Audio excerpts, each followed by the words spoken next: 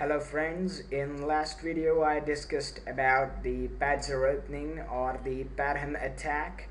In this video I'll show you an example game played on chesscube.com where I managed to beat a better rated player using this opening in a blitz game. So game started off with e4, e5 and queen h5. This is basically a Patzer opening. So black responded with the knight placement on c6 and bishop c4 and f7.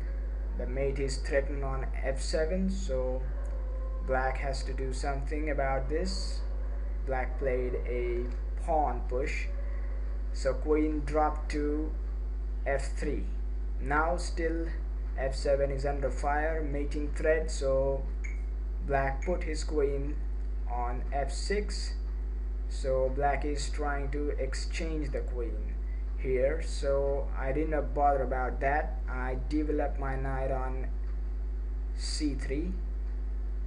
Black exchanged the queens, and meanwhile I developed my knight onto f3.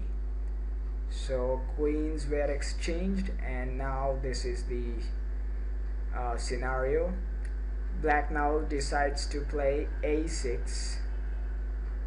I played a4.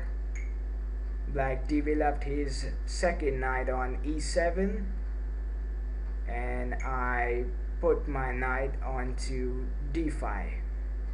So d5 is a little bit aggressive square, so black captured the knight, and I recaptured the knight with the pawn and not the bishop. So now the black knight moved to a5. Not a good square for knight. So the bishop is attacked, and now bishop was moved back to a2, and black decided to attack the knight sitting on f3. So knight was moved to g5, and this was really a pawn push, trying to defend the central pawn by playing f5. And I actually made a mistake here by playing b4. In blitz matches, mistakes are committed, and I didn't see the bishop sitting on the c8 square, so bishop captured the pawn, and I played c3 attacking the bishop. So bishop now attacks the knight sitting on g5, which was supported by the pawn on h4. So black bishop captures the knight, and the bishop was recaptured by the pawn. And so black played d6, uncovering the light diagonal squares for the light square bishop, and I played bishop on b2, so that once I move the pawn, I will uncover the long black diagonal. So black saw this, and he moved his rook, but he left the pawn undefended, which I captured. So black developed his bishop on d7.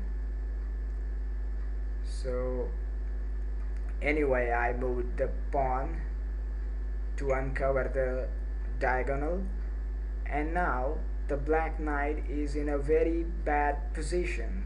The black knight does not have any square to move, so he decides to play a b2, b6, and at this time I placed my bishop on f6. Now f6 is a very strong place for a bishop.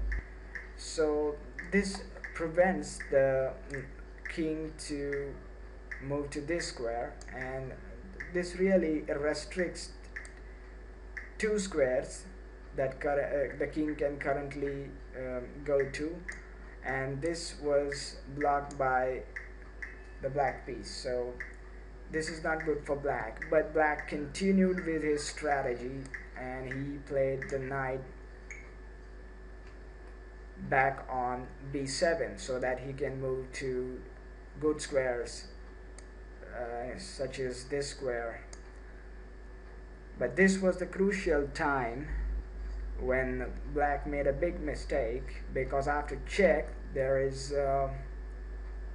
no way to defend. The bishop sitting on d7 will be left undefended once knight has to, or once the king moves to remove the check. So bishop was eventually captured and knight was moved to c5, but this was really easy game after winning the bishop. So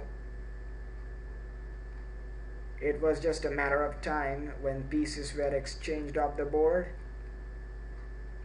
It's a simple thing. When you're up in material, trade down. So black knight offered little resistance, but eventually traded with the bishop, and now the white bishop is firmly sitting on c6, attacking the black rook. Pawns were exchanged and the game was very easy after winning a piece.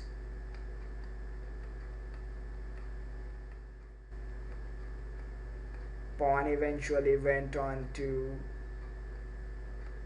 become queen, and after that it took a couple of moves and the mate was eventually delivered. So this was a game in which I used the Patzer Opening to win a game. So that's what I wanted to show you. I hope you like this video, and I'd like to thank you.